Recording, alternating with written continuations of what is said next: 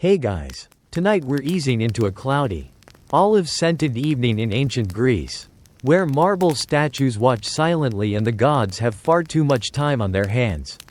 You're lying on a hillside, sandals off, and above you there's thunder, but not the scary kind. This is more of a bored, pacing on a cloud kind of thunder.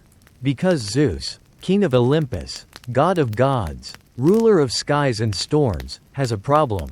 And no, it's not the thunder thing, or the lightning thing, it's the, I can't stop turning into animals, thing.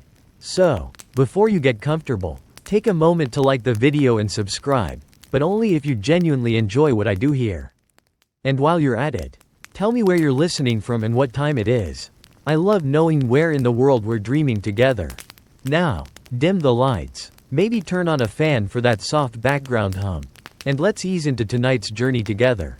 It starts, as these things often do, with desire, and not the chill kind you can handle with a playlist and a chamomile tea. No, Zeus's desire is the stormy, full-blown, I'll move the heavens just to talk to you, kind. He doesn't court women with flowers. He shows up as a bull, or an eagle, or fog, you know, normal stuff. You're walking beside him now, not beside the myth, but beside the god himself. He looks restless. There's a golden shimmer around his edges, like he's not sure whether he wants to be wearing a toga or a tail. That twitch in his shoulder?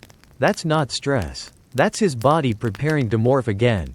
Historians still argue whether Zeus's obsession with transformation was purely lust-driven, or if it was about power, about the thrill of breaking every boundary between god and beast, human and divine. But tonight, you're just following footprints, some shaped like hooves, some clawed, some suspiciously bird-like. His first known slip? That'd be the swan incident. But let's not rush. Before feathers, there was frustration, because being the top god comes with paperwork. You're the CEO of Olympus. You mediate arguments between Poseidon and Athena. You listen to Apollo's lyre solos. You even have to pretend Hera didn't notice your latest affair. So what do you do when you're immortal and married to someone terrifying and your therapist isn't returning your calls? You shapeshift. It starts small, a glint in the eye, a flick of lightning that doesn't quite hit the ground. Then, bam, you're a horse, galloping through dreams, or a wolf, howling just outside a village where a beautiful mortal sleeps. Imagine if every time you caught feelings, your body started changing species like a broken vending machine. 1 minute you're holding flowers, next minute you have antlers. That's Zeus, daily. And look, you try to intervene. Hey, maybe we don't do the bird thing again. You whisper, but Zeus isn't listening. He's too busy scanning the mortal world for beauty. And he always finds it. In women gathering water at a spring. In girls dancing at a temple festival. In someone simply existing with grace. That's when he pounces, or glides, or swims, or slithers. Depending on the day. There's an odd, fringe account in a half-preserved Hellenistic fragment suggesting that Zeus's first transformation wasn't even for seduction. It was out of fear. Something about a cosmic predator. A forgotten pre-Titan entity. He allegedly turned into mist to escape it. That may be nonsense. Or it might explain why shifting became a reflex. A kind of divine muscle memory. Tonight, you notice how none of the other gods seem surprised anymore. Hermes raises an eyebrow. Hera glares daggers. And Dionysus just chuckles like it's open mic night.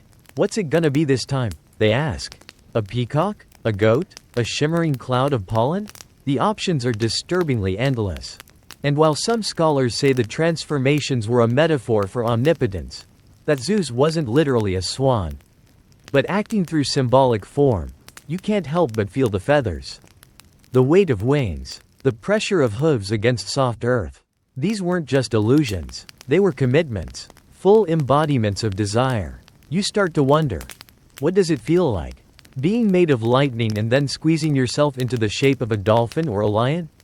Is it painful? Liberating? Confusing? Zeus never says. He just shrugs, shifts, and dives into another tale. There's a story whispered by an ancient scribe, definitely fringe stuff, that Zeus once stayed in animal form for a whole season. No affairs, no drama, Just a big gray owl watching silently from atop the Acropolis. Maybe hoping to understand the mortals better. Or maybe just tired of himself. But don't get too dreamy. There's also the less poetic side. Zeus doesn't ask permission. Ever. His transformations are rarely gentle introductions. And that's where the darker undertones slither in. You're not just walking through a god's identity crisis. You're tracking someone who confuses affection with control. Still, the myth survives. Not just because it's juicy, and it is. But because it's weirdly human. You change too, right? Not into animals, hopefully. But into someone else when you're in love.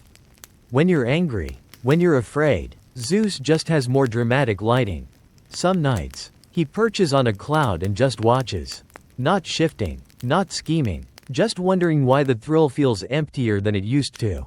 And you sit beside him, knowing full well that by dawn, he'll be something else again. The real question isn't why Zeus turns into animals. It's why he can't stop. And that's where we begin. That one time he was a swan. You're lying on your back in a dewy field now, staring up at the slow swirl of early morning clouds. There's a quiet ripple of water nearby.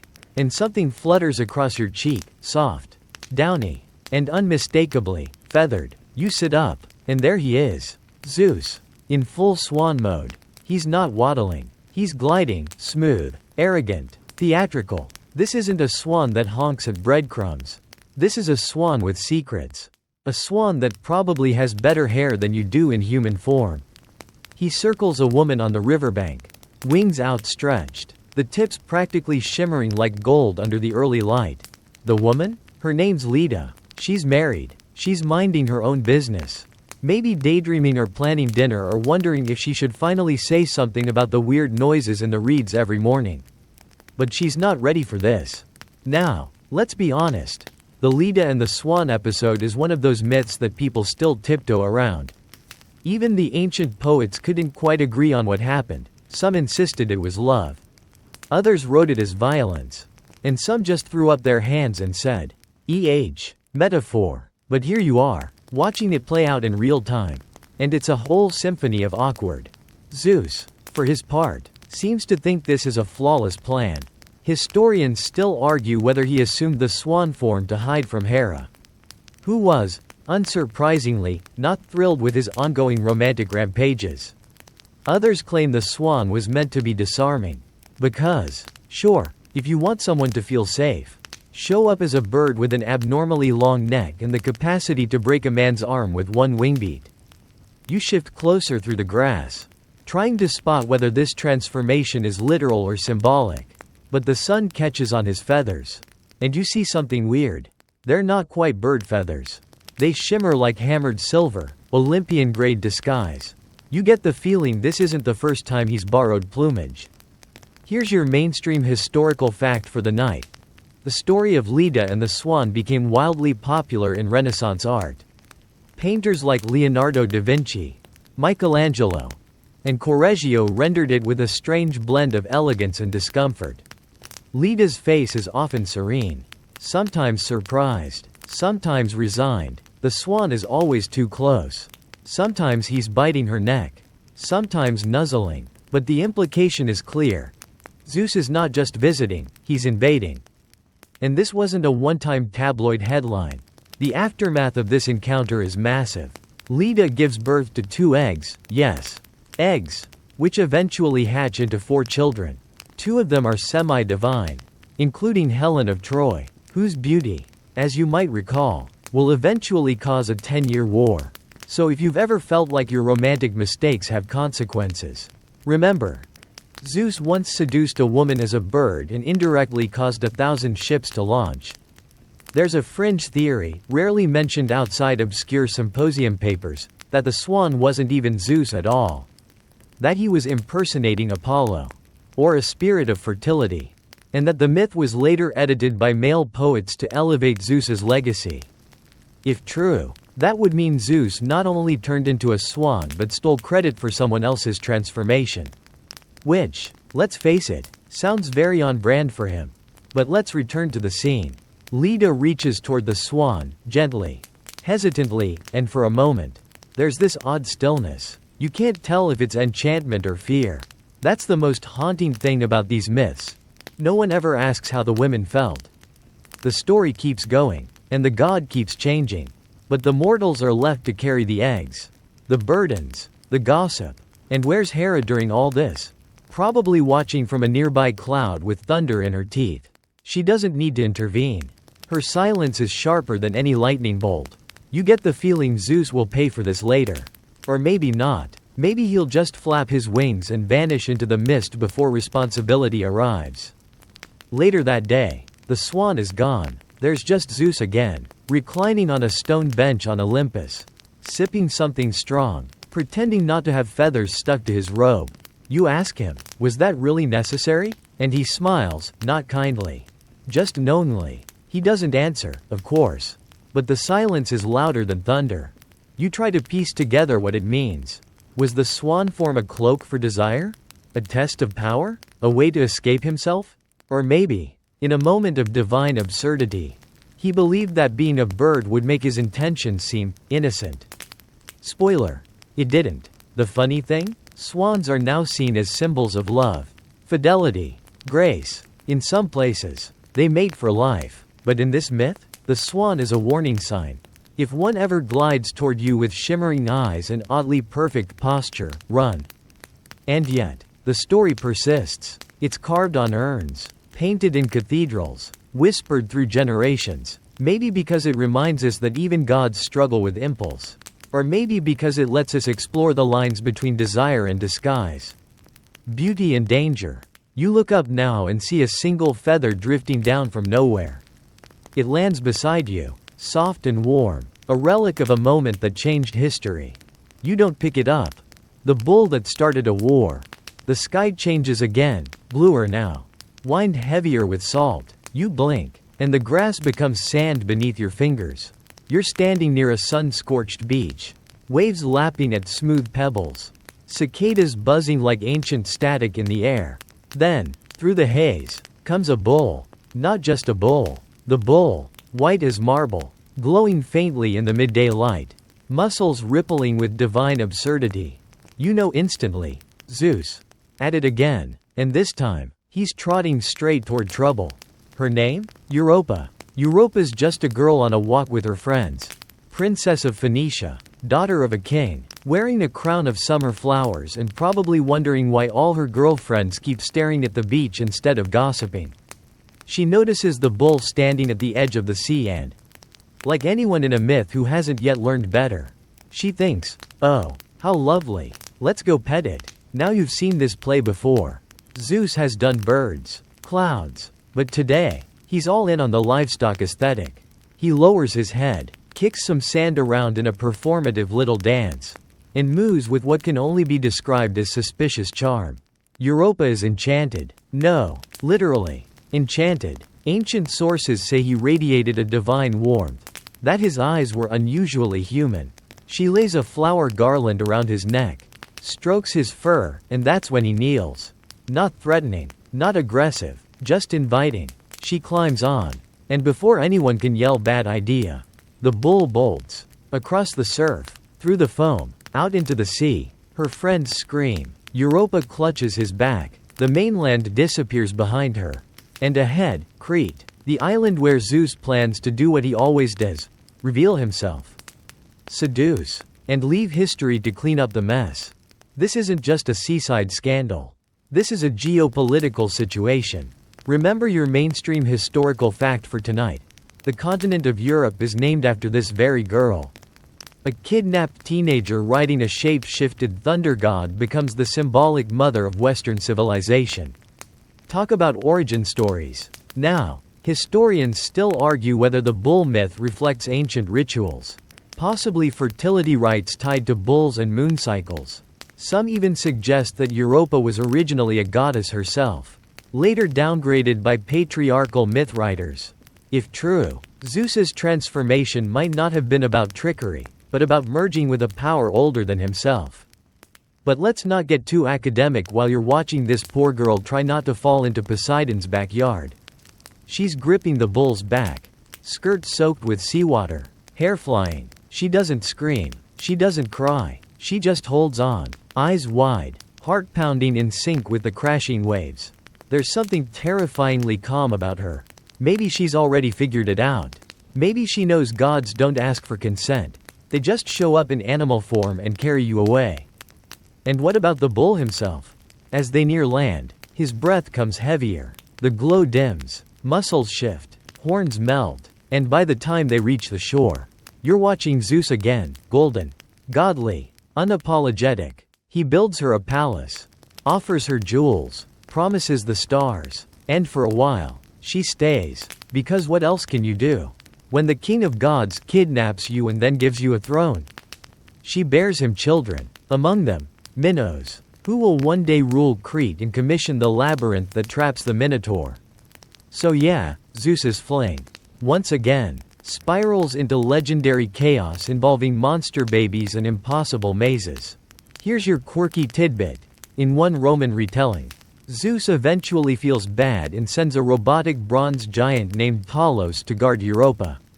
Think of it as divine Uber Eats protection service. Talos walks around the island's edge like a hulking, creaky security system. So not only did Zeus kidnap a girl while pretending to be a bull, he followed up with steampunk bodyguards. Classic. But here's what gets lost in the storytelling. Europa didn't ask for this. She didn't pray for a bull to whisk her across the sea. Her name, her face, her legacy, all were swallowed by the myths that made her a symbol. Not a person. Her quiet resistance, her grace under impossible pressure. Those parts barely made it to the footnotes. And Zeus? He doesn't even seem to remember it clearly. Later, you overhear him talking to Hermes. Which one was Europa again? The bull thing? And Hermes rolls his eyes so hard you swear the sky flickers. You start to see the pattern, don't you? Zeus shifts, seduces, then vanishes, leaving mortals behind to bear the consequences and birth the next legends. He doesn't stay for the tears, the epilogues, the awkward questions at royal dinners. But the image sticks. A young girl, white-knuckled on the back of a god disguised as a beast, riding through salt spray into an unwanted destiny. If you ever find yourself on a beach and see a stunning white bull approach, maybe just don't pet it. Especially if it glows. Eagle-eyed intentions. The scene shifts again, suddenly drier, thinner, colder. You're no longer near the sea but high. Absurdly high. Where the clouds brush against jagged mountaintops like old wool. You feel dizzy. Not from altitude sickness, but from what's circling above. A shadow, wide-winged and slow, glides across your path. Look up. Yep, that's Zeus. Again. But this time, he's an eagle. Now don't get it twisted. This isn't a majestic national anthem kind of eagle. This one has opinions, and sharp talons, and the intensity of a stalker ex-boyfriend with a sky license. You brace yourself. You know what's coming. Because this isn't just a bird-watching hike. It's the Ganymede incident. Ganymede is a shepherd boy. That's right, not a princess, not a maiden, just a boy, tending sheep on the rolling hills of Troy, completely unaware that his life is about to be hijacked by winged divine ambition. There he is now, young, golden, barefoot, probably humming something off-key while entangling a lamb. Simple, peaceful, until a massive eagle dives from the sky like a mythological missile and snatches him up. No warning, no explanation, just sheep, then sky. You run to the edge of a cliff and watch them disappear into the clouds. Ganymede dangling awkwardly from a pair of very unnecessary talons. He doesn't even scream. He's too stunned. You'd be too. Here's your mainstream historical fact. In classical Greek art and poetry, the story of Zeus and Ganymede was wildly popular. Unlike many of Zeus's other encounters, this one was framed as love, or at least affection. Ganymede became cupbearer to the gods, serving nectar on Mount Olympus like a celestial bartender. In exchange, he was granted immortality and possibly the world's longest, most uncomfortable commute. But let's rewind. Why an eagle? Historians still argue whether Zeus's bird form was meant to symbolize royal power or predatory domination. The eagle, after all, isn't a subtle animal. It's claws and sky and silence. To the Greeks, it was a divine symbol, but also a reminder of how high power could swoop down and steal the unsuspecting. There's a fringe account from a lost Orphic hymn that claims Ganymede wasn't taken at all, that he climbed Olympus willingly, enchanted by dreams. But that version skips over the part where he was literally abducted from a meadow mid-sandwich. You wonder what it felt like, wind in his ears, eyes wide, his sandals dropping one by one into the sea below. Did he think he was dying? Dreaming? Flying? When they land, Ganymede isn't greeted by angry gods or even a stern HR representative. No, he's welcomed like a new favorite. Zeus places him beside Hera's throne. Hera, of course, is thrilled, by which I mean glaring holes into the eagle feathers still caught in her husband's teeth. You follow Ganymede through the halls of Olympus.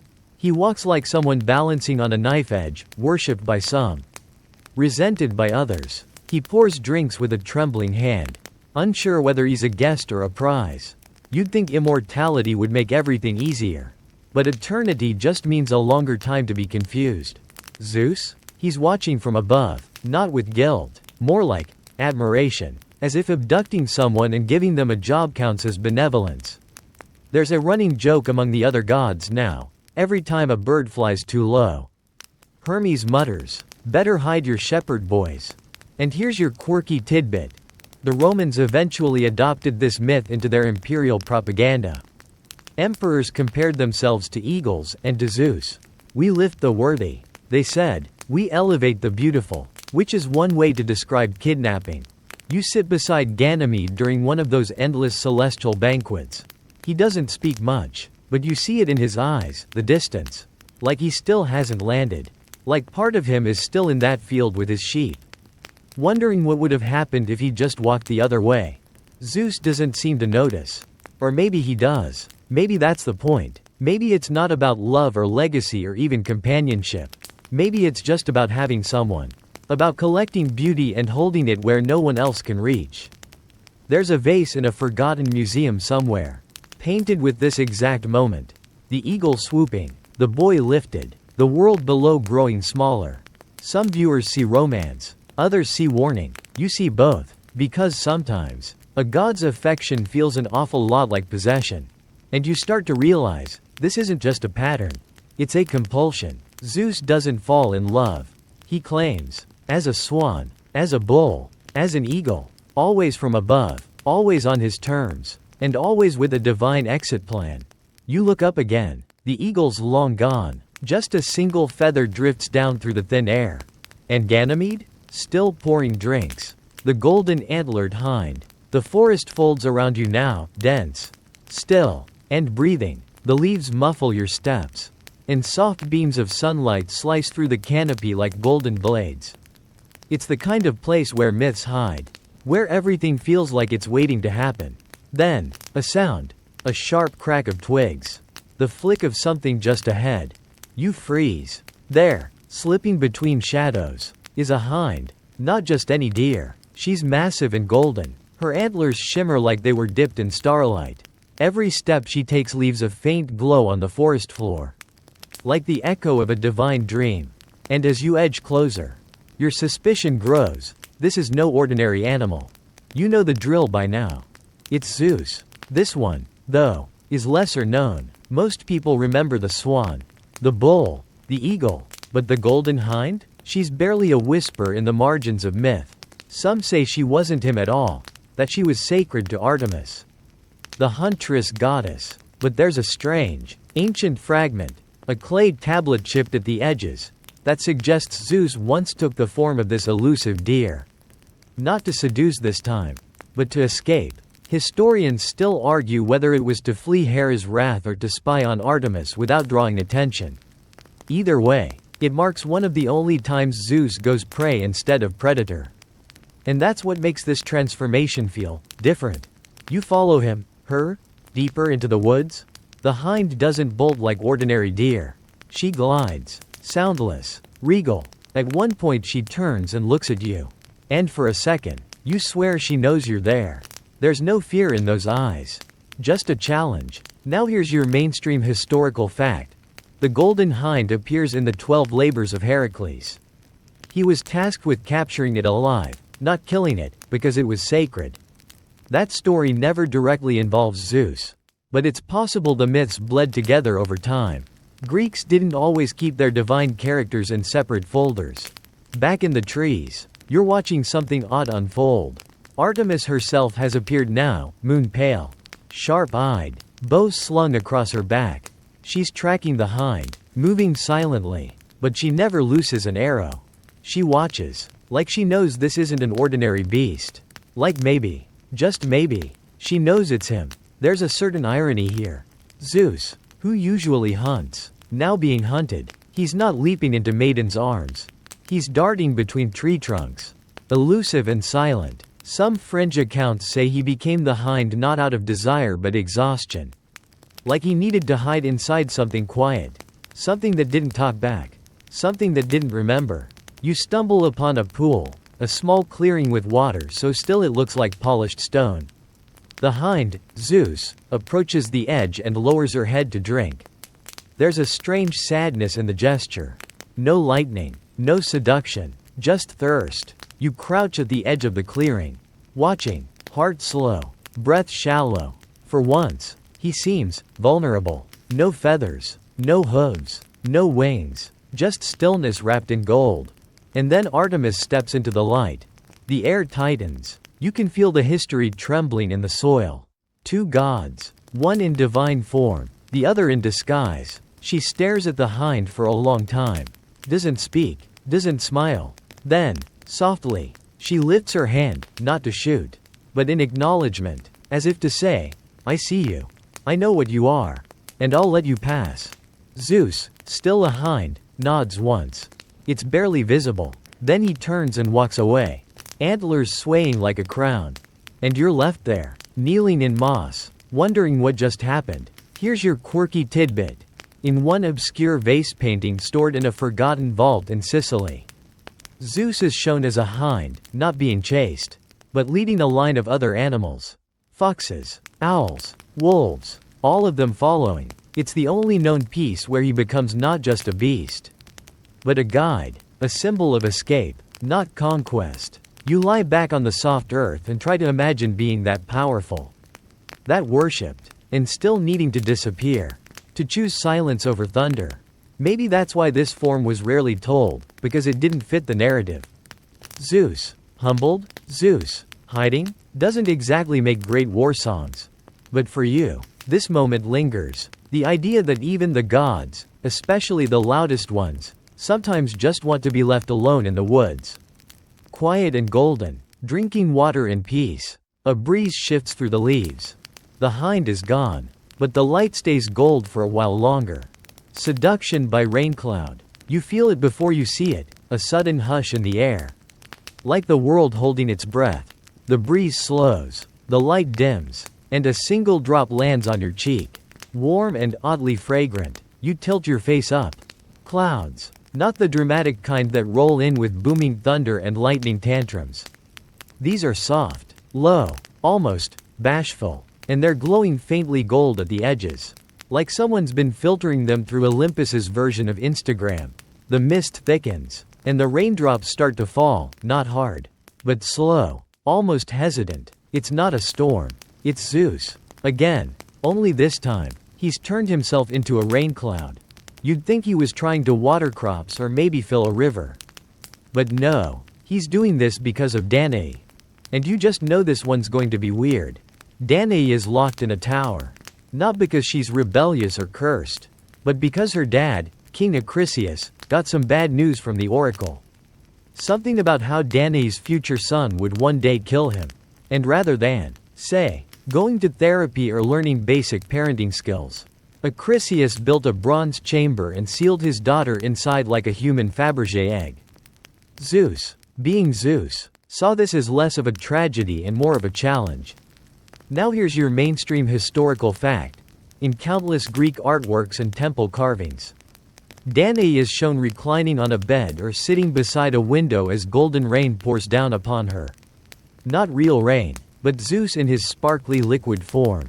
This imagery shows up so often in ancient pottery. Some historians believe it was code, an artistic shorthand for divine seduction or, let's be real, Divine intrusion. So there you are, watching this golden mist slip through cracks in stone walls, curl around her body, and shimmer across the floor like molten perfume.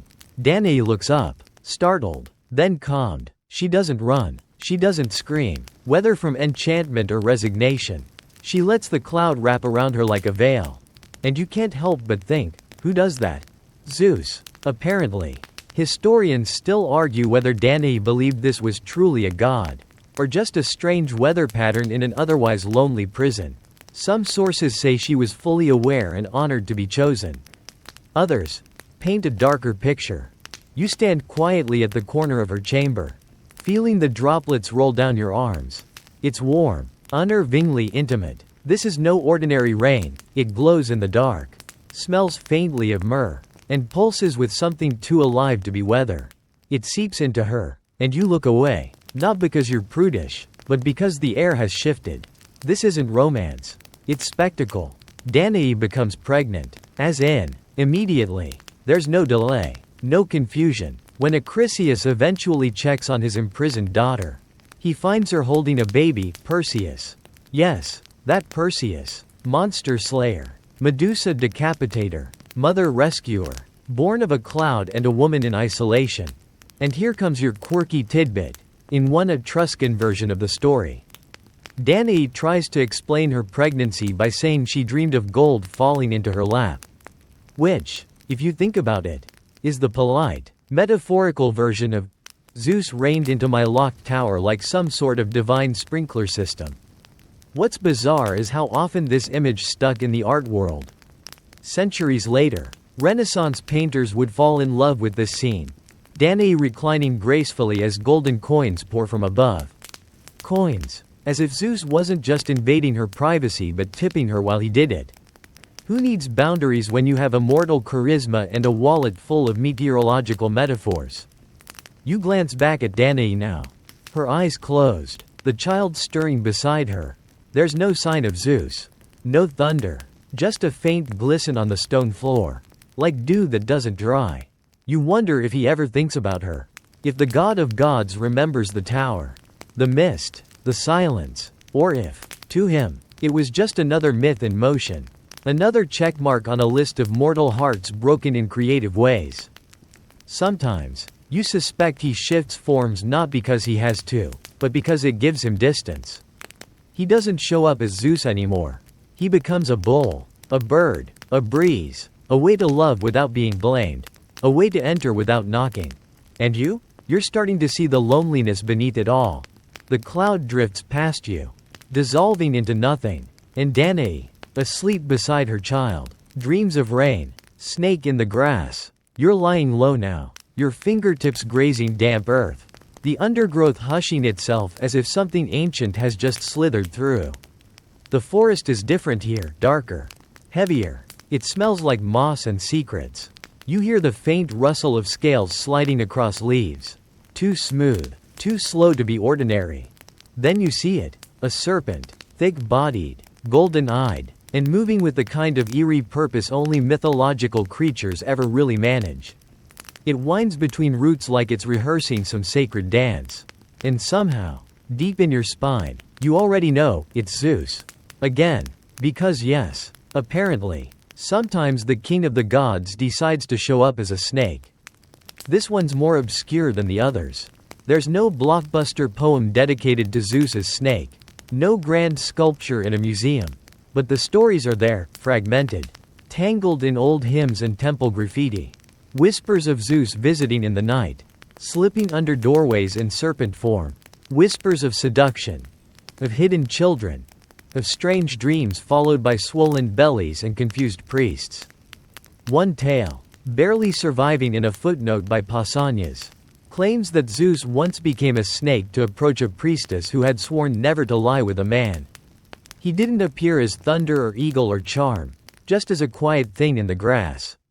And it worked, or at least, the myth says so. Historians still argue whether this transformation was literal, symbolic, or a corruption of older earth deity myths. Some believe this version of Zeus was stolen from serpent cults in pre-Hellenic Greece, where the snake wasn't just sneaky, but sacred. A symbol of renewal, of underworld wisdom, of the female womb. Which makes this form both disturbing and strangely appropriate.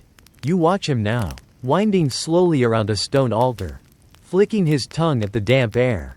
There's no audience, no Hera, no drama, just a god in reptile form, slinking through a place where humans rarely tread. And you have to wonder, why this form? He has wings, he has thunder. Why choose a creature so close to the earth? So quiet, so easily hated? Maybe it's because, for once, Zeus wants to move unseen. Maybe he's tired of declarations and demands. Maybe he's curious what it's like to be feared not for power, but for presence. A coil in the shadows. A whisper, not a roar. There's an old cult site nearby, long overgrown. You stumble through the ivy to find cracked stones etched with faded carvings. One shows a woman sleeping, and beside her, not a man, not even a god, but a serpent curled protectively at her side. No words, just image. Maybe it was Zeus. Maybe it was something older. Maybe the line is blurrier than we want it to be. Here's your mainstream historical fact. In Delphi, home of the famous oracle, the earliest myths don't start with Apollo, they start with a snake. Python, earth-born, wisdom-bound. Before the shining gods took over, the earth spoke in scales. Maybe Zeus remembered. Maybe he tried to borrow that voice. Just once. You lie in the tall grass now, and the serpent slinks by. You feel his cool weight against your arm. Not cold, but ancient. There's a flicker in the air, a shimmer that says this isn't just a snake. This is something pretending not to be divine. And you catch your quirky tidbit in one Hellenistic magic scroll. Zeus is invoked not as Storm-bringer or Skyfather, but as Serpens Aureus, the golden serpent who sees all, knows the roots of the world, and whispers in the dark. That's the version of him they don't put on coins. It makes you wonder how many myths we've missed. How many quiet visits, unrecorded transformations, unacknowledged encounters where he chose not to dazzle, but to observe, to learn, to be something else, something smaller, closer to the soil, farther from Olympus. And then the snake stops. Just a few feet from you. It lifts its head, golden eyes catching the dim light. And for a second, it feels like he's not looking at you, but through you. Like he sees all the selves you've ever been, all the skins you've ever shed. Then he slips away, lost in the underbrush. And all that's left is the soft rustle of leaves, and the strange certainty that something divine just touched the dirt beside you, and didn't need thunder to make it matter. A goat, a scandal, and a baby. It's quieter now, not forest quiet or tower quiet, but meadow quiet, the kind where the air smells like milk and moss. And the only sounds are bell chimes in the distance and the occasional bleat. You look around. Goats, dozens of them, fat, fuzzy, clumsy little things with sideways eyes and the confidence of small emperors. And nestled among them, larger, gleaming oddly gold at the edges, nibbling at a vine like it's trying to pretend it belongs, is a goat that doesn't quite match the others. The horns are too elegant, the hooves too perfect, the beard, somehow majestic, and of course, you know exactly who it is. Zeus, again, but this time, he's a goat. Yep, let that sink in. Now, this one's even deeper in the mythical weeds than the hind or the snake. You won't find schoolchildren drawing Zeus the goat on their quiz sheets.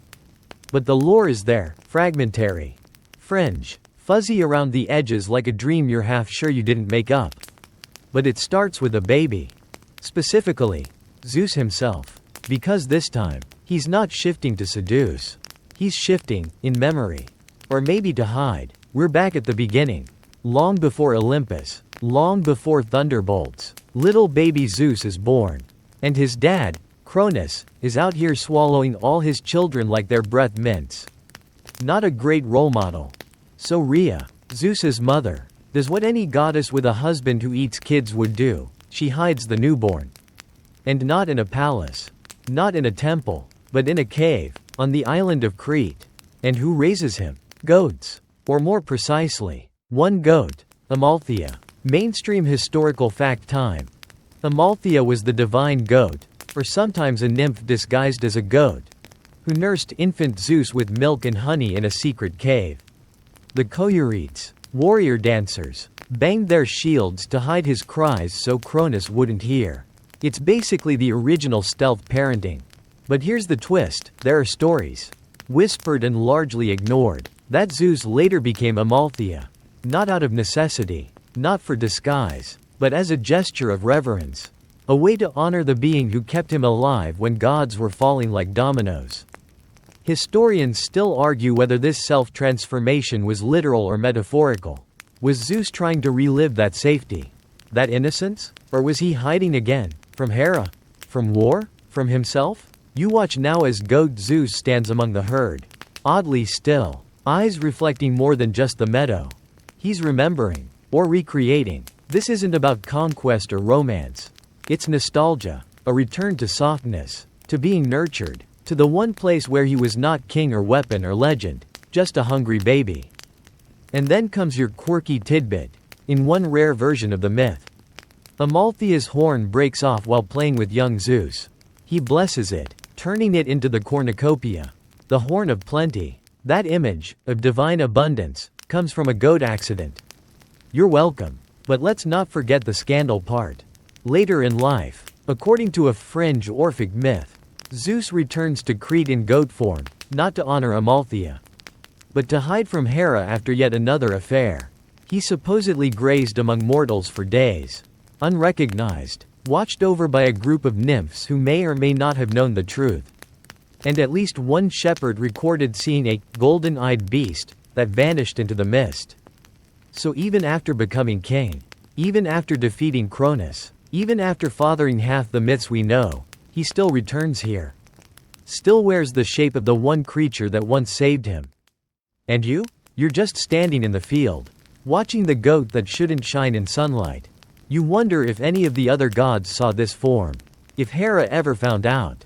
If she ever looked at a goat and wondered why it suddenly smelled like thunder. There's something achingly human in this scene. The way he nudges the younger goats gently. Like he remembers being one. The way he curls up under a fig tree. Eyes half-lidded, chewing in slow, meditative loops. It's the least dramatic you've ever seen him. And somehow, the most revealing. Because sometimes even thunder gods want to curl up in a meadow. To remember what it felt like to be held instead of feared. To be fed instead of fed to. And when he rises again, shimmering, backlit, flicking his tail one last time, it's not with fanfare. It's with gratitude, as if he borrowed the shape not to deceive, but to say thank you. Then he vanishes into light. And one baby goat stares after him, like it knows it just met a legend. The Bronze Age Tinder profile. You're in a marketplace now. But not the loud, chaotic kind. This one's dreamlike, stalls of woven fabrics drift in the wind like sails. Amphorae clinks softly in their rows. And you smell fig cakes and olive oil and just a trace of divine mischief. A scroll rolls open in your hands, not papyrus. Not paper. But something stranger, brighter. It's a profile? You squint. Zeus. 3.000 plus years old. King of the gods. Height. Variable. Interests. Storms. Seduction. Dramatic entrances. Seeking. Mortals who appreciate a little transformation. You laugh, but only nervously. Because as ridiculous as it sounds, you're starting to realize Zeus may have been the original user of shapeshift as flirtation. The ancient world's version of a filtered selfie. Except instead of adjusting your jawline or whitening your teeth, you turn into a swan. Or a bull. Or literal golden rain. Seduction, in these myths, is always performance. And Zeus? He's headlining the eternal cabaret. Every story so far, Europa, Leda, Danae, Ganymede, follows the same rhythm. He sees. He transforms. He approaches. No hello. No flowers. Just feathers. Fur. Lightning. Or mist. You wonder. Was this really divine strategy? Or just the most extravagant dating app ever imagined? Mainstream historical fact. Ancient Greek literature was obsessed with metamorphosis in the context of desire. Ovid's Metamorphoses, though Roman, was deeply inspired by Greek storytelling. And it reads like an emotional zoo. gods transforming themselves or others as expressions of longing, punishment, or escape. And Zeus? He's practically the genre's founding father. You stroll past a stall lined with carved figurines, each one depicting Zeus in animal form. A bull rearing over Europa, a swan mid-dive, a tiny eagle clutching a miniature shepherd, all lovingly painted, all sold as souvenirs. This isn't just myth, it's branding. And over there, painted discreetly on a wine jug, Zeus as a satyr. Another lesser-known variant. Some stories say he used this form when animal disguises weren't dramatic enough, when he wanted to blend beast with man. A hybrid avatar of charm, power, and very questionable boundaries. You ask the seller, a sleepy-eyed old man, if people actually believe these were forms of love. He shrugs and says, "What's love to a god?" You don't have an answer. You're too busy watching a statue of Zeus's lion grin like it knows you just asked something naive. Here's your quirky tidbit. In a bizarre poem from the 4th century BCE, Zeus is imagined practicing pickup lines in various forms. If I were a dove, I'd land on your window. If I were a dolphin, I'd leap for you. It's unclear whether this was meant as parody or prayer. Possibly both. The Greeks knew their gods were ridiculous, and they loved them anyway. Historians still argue whether these myths reflect real rituals. Did ancient people actually believe a god might visit them in animal form? Were certain festivals reenacting these transformations as sacred drama? Or was it just old gossip turned to gold leaf poetry? But you're starting to see a pattern. These transformations weren't just sneaky tricks. They were a language, a divine vocabulary of attraction. For mortals, love might be expressed with a glance or a gift. For Zeus, with wings, with hooves, with celestial fog that smells faintly of cinnamon and lightning. And maybe, just maybe, the form meant something. The bull, strength and control. The swan, elegance and deceit. The eagle, power and surveillance. The snake, secrecy and instinct. The rain cloud, intrusion disguised as grace. Each form wasn't random. It was curated, chosen, like a costume before a date. Like a mask that shows more than it hides. You pull out the scroll again. Favorite quote. Consent is a gray area when you're made of weather. Yikes. Still, there's something deeply human about all of this. Haven't people always worn masks to woo each other? Haven't we all, at some point, reshaped ourselves to seem more desirable? More worthy? More interesting? Zeus just happened to have the special effect budget of the cosmos. You take a seat on a worn stone bench and watch the profile icons flicker into the dusk. A goat, a swan, a mist, a stag. You imagine Zeus swiping through time, reinventing himself over and over. Not because he's lonely, but because being himself, thunder god, sky king, professional adulterer, just isn't seductive anymore. And that's the irony. The god of gods, with all the power in the universe, still feels the need to become something else to get close to someone. You close the scroll. Somewhere in the distance, thunder rumbles, not angry. Just tired. Gods behaving beastly. You're in Olympus now, not the touristy postcard Olympus with columns and eternal sunshine. This is the real one. Quiet, hazy, smelling faintly of smoke, ambrosia, and scandal. The clouds here don't drift, they eavesdrop. And the thrones? Well, let's just say they've seen things. You're not alone. The gods are here. And for once, they're not throwing lightning bolts or arguing over which mortal deserves a curse today. They're lounging, chatting, playing some version of divine charades. And guess what? Zeus isn't the only one who shape-shifts. You glance across the marble floor and see Hermes practicing his falcon form. Just a flash of feathers and back again. Laughing like a magician with an endless deck of tricks. Apollo is flexing with a lion's mane, which is weirdly majestic until he tries to braid it. Even Dionysus turns into a leopard for a minute, then forgets why and spills wine all over himself. And then there's Poseidon, who once turned into a horse to woo Demeter. You'd think the god of the sea would have picked a dolphin. But no, he wanted hooves. Because apparently, nothing says romance like galloping through a wheat field with equine confidence. Mainstream historical fact here. Many Greek gods and goddesses engaged in shapeshifting. Athena transformed Arachne into a spider. Artemis disguised herself to test mortals' virtue. Even Hera, yes, Hera, once took the form of an old woman to manipulate a mortal's loyalty. Divine identity was fluid. Boundaries? Optional. You watch them swap stories now. Giggling like teenagers at a sleepover. Remember when I became a breeze and knocked over that mortal's lamp? Says one. Oh, please, chimes another. I once turned into a fish and got stuck in a net for 3 hours. You raise an eyebrow. This isn't a sacred pantheon. It's a shape-shifting support group. Here's your quirky tidbit. In some myths, gods don't just change into animals, they become elements, objects, even emotions. There's one obscure fragment where Aphrodite becomes a rose petal on someone's pillow. Just to see if he dreams about her. You're not sure whether that's romantic or terrifying. Historians still argue whether this rampant shapeshifting was just narrative fun or a serious theological metaphor. Did these changes symbolize flexibility of divine will? The unpredictability of nature? Or were they ancient world fanfics that got a little too creative?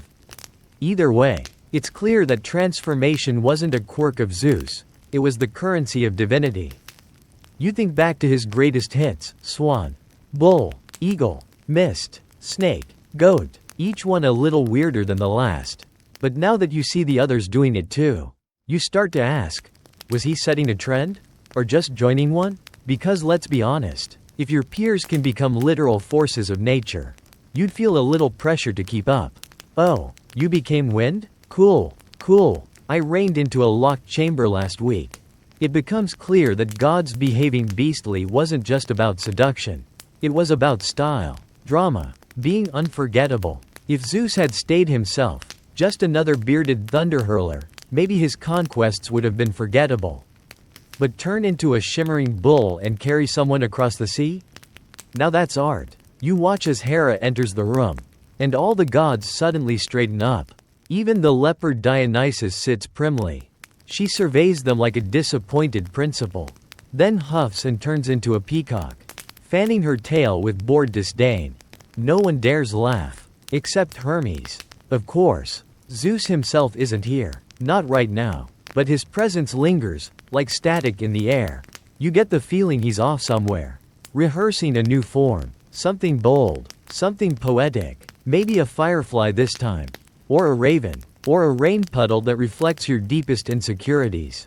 Because why stop now? You lie back on the marble and listen to the soft crackles of divine energy around you. There's a comfort in knowing that even the most powerful beings in existence still play dress up. Still crave attention. Still chase meaning through absurd transformations. And maybe, just maybe, they're not so different from mortals after all. Except, with wings. Ancient Greek tabloids. You're in the agora now, not the clean version you've seen in museum reconstructions. But the real, noisy, gossip-slicked heart of ancient Athens. The sun beats down on whitewashed walls. The scent of olives, sweat, and sandalwood thick in the air. Merchants shout over each other. Kids chase dogs. And somewhere near the fountain, someone whispers the latest scandal. And you're standing in front of a scroll stand, thumbing through the ancient equivalent of a tabloid. No kidding. Because here's the thing. The Greeks may not have had reality TV, but they absolutely had gossip. And no one, not even the king of the gods, was safe. A bearded scribe notices your curiosity and leans in. "Wanna hear the one where Zeus turned into fog and got stuck in a chimney?" he murmurs. Then winks. You're not sure if he's joking. You're also not sure if he can joke. Everyone here takes divine scandal very seriously. Mainstream historical fact. Myth in the ancient world wasn't just sacred, it was media. These stories were passed along by bards, painted on pottery, scratched onto temple walls. They were shared at symposia with wine and wide eyes, and passed along like the juiciest rumors. The gods were distant and divine, but they were also characters. And like any characters, they got dragged through the mud. You stroll past a stall selling illustrated scrolls, papyrus cartoons of Zeus mid-transformation. One shows him as a swan with exaggerated eyelashes. Another depicts him as a bull stepping on a rake. Exaggerated? Absolutely. But effective? Definitely. You overhear someone reading a poem aloud. It's old. Maybe Hesiod or one of the many nameless voices lost to time. But the tone? It's gossipy. And lo, he came to her as mist. And lo, she did bear his child. And lo, the neighbors definitely noticed. Even sacred myth had an audience. Here's your quirky tidbit. Some recovered ostraka, those clay shards Athenians used for everyday notes, have casual graffiti about Zeus's escapades. One fragment, found in a trash heap near a gymnasium, reads, "Zeus the goat again? Tell Hera before she finds more feathers in her bed." Apparently, even the divine had continuity errors. Historians still argue whether these gossipy versions were sanctioned satire or just organic mockery from a people who enjoyed poking holes in their gods. Either way, they paint a picture of a culture deeply engaged with the divine, so engaged that they weren't afraid to laugh, criticize, or speculate wildly. You take a seat near a fountain where old men play a slow game of knucklebones. One of them leans over to another and mutters, "I heard he turned into a goldfinch last week." Goldfinch, trying to seduce that priestess from Delphi, got caught in her hair. They chuckle, and you realize this isn't blasphemy. It's relationship. The Greeks didn't believe in their gods the way modern people believe in distant deities. Their gods were family, powerful, yes, dangerous, absolutely, but present, messy, real, which meant they got talked about over lunch. You flip through a more formal scroll now, something older. With careful script, it's a chronicle of Zeus's offspring. Line after line of names. Mortals, demigods, monsters, each one a footnote in someone's divine soap opera. There's no commentary here, just data. But even that reads like the back page of a divine who's who. Fathered by Zeus, form unknown. Fathered by Zeus, as shepherd. Fathered by Zeus, possibly while disguised as fog or bird. Sources unclear. You glance up, and for a moment, you swear the clouds over the agora darken just a little. Like Zeus is listening in. Like he knows you're cataloging his greatest hits, and maybe not with the reverence he expects. But then the sun returns. And the chatter resumes. And you realize something kind of beautiful. These myths survived not just because they were powerful, but because they were shared. Not just in temples, but in alleyways. Not just on altars, but over wine cups. Gods stayed alive because people kept talking.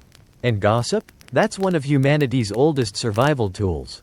So next time someone side-eyes a tabloid, remember, somewhere in ancient Athens, someone once leaned across a market stall and whispered, "Did you hear Zeus turned into a dolphin again?" Classic. Zeus and consent, or lack thereof. Now it's quieter again, not temple quiet or meadow quiet, but that uneasy stillness where the air feels like it's watching you. You sit beneath a fig tree, warm stone at your back, and you begin to notice something about all these stories we've wandered through. They're not just about animals. They're about power. And more specifically, what happens when power is used without permission. Because here's the thing, if you squint past the poetry, the swans, the bulls, the shimmer of divine feathers, something troubling starts to rise to the surface. In nearly every tale of Zeus's transformations, there's a missing ingredient, a question no one seems to ask. Did they say yes? Danae, Europa, Leda, Ganymede, so many names, so many bodies, and Zeus arriving, sudden, disguised, undeniable. A god doesn't knock on doors. He appears, he takes, and you have to wonder, what did it feel like to be on the receiving end of that? Mainstream historical fact. The ancient Greeks had a concept of arete, or excellence, especially in terms of strength, dominance, and divine favor.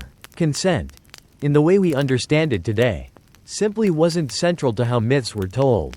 Gods were powerful because they acted, and mortals were mortal because they endured. But even in ancient sources, there's hesitation, unease, hints that not everyone was cheering these stories along. You walk into an old archive, half buried under ivy and time. Inside, dusty scrolls and half-broken statues whisper alternate versions. In one, Leda fights back. In another, Europa begs to return home. These aren't the sanitized retellings.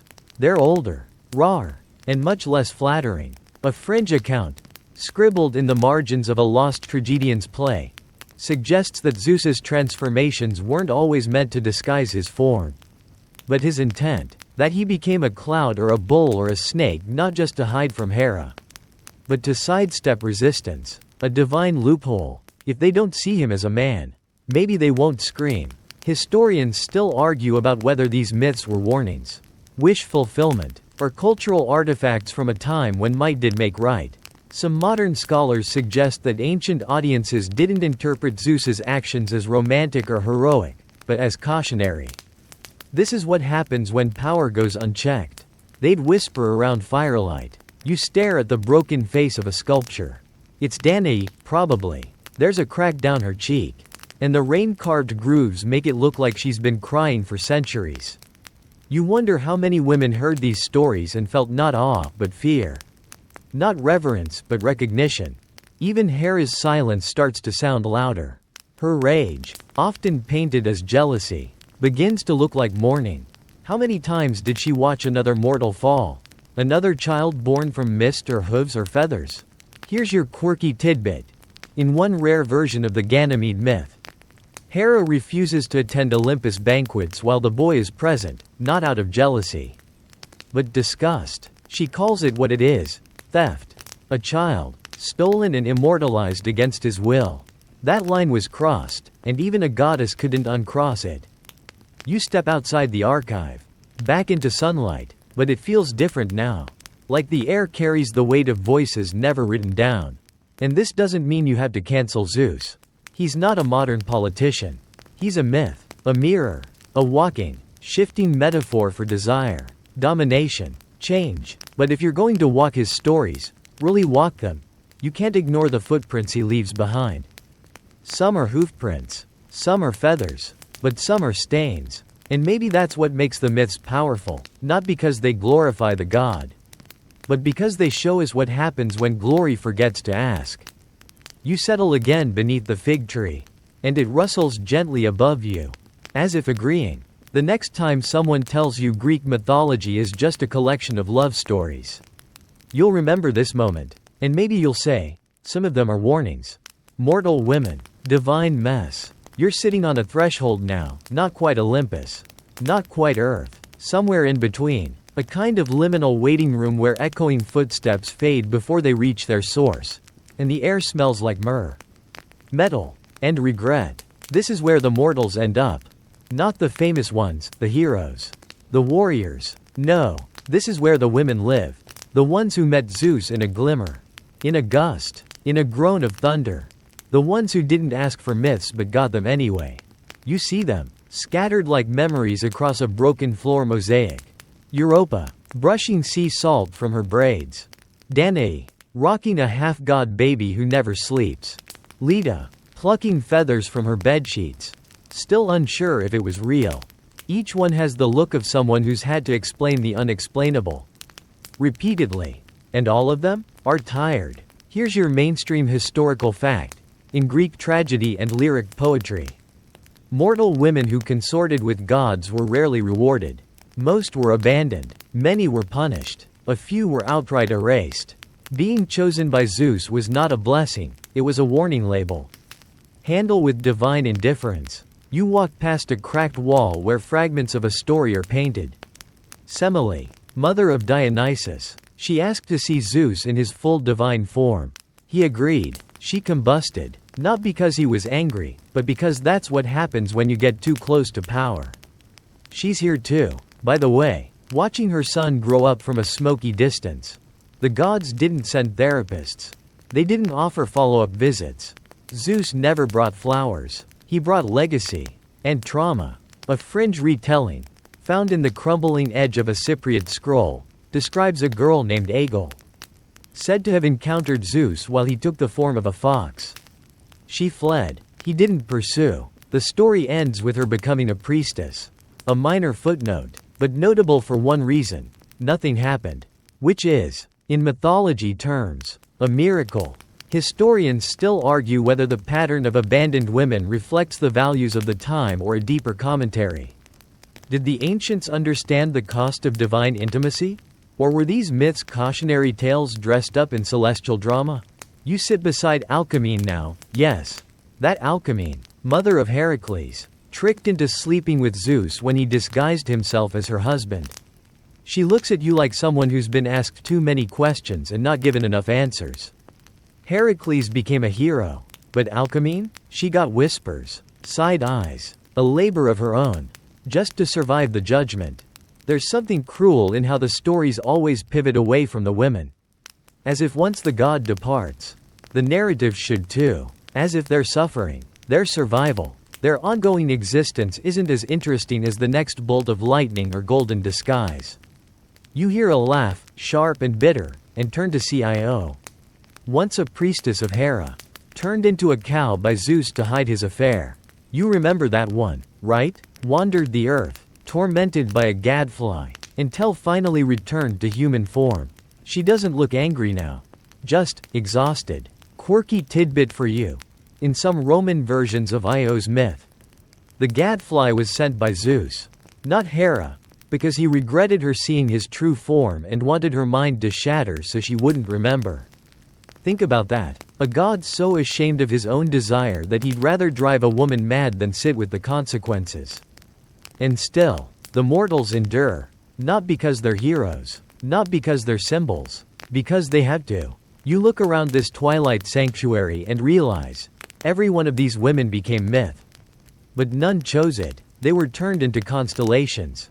Metaphors. Parenthetical footnotes to glory. And maybe that's the point. Zeus doesn't fall in love. He lands on it, like weather. You glance up at the painted ceiling. The constellations shimmer faintly. You wonder how many of them were once women. Looking up, asking for peace, and getting poetry instead. You sit with them for a while. No questions, just company. Because sometimes, being remembered isn't enough. Sometimes, you have to be heard.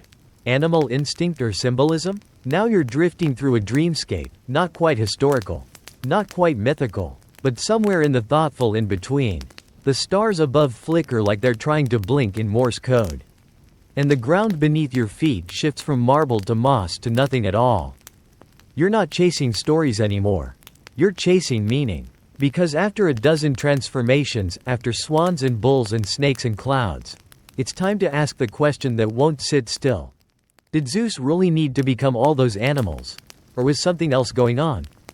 Symbolism. That's the word that keeps echoing. A word that historians, poets, and midnight philosophers cling to like a lifeline.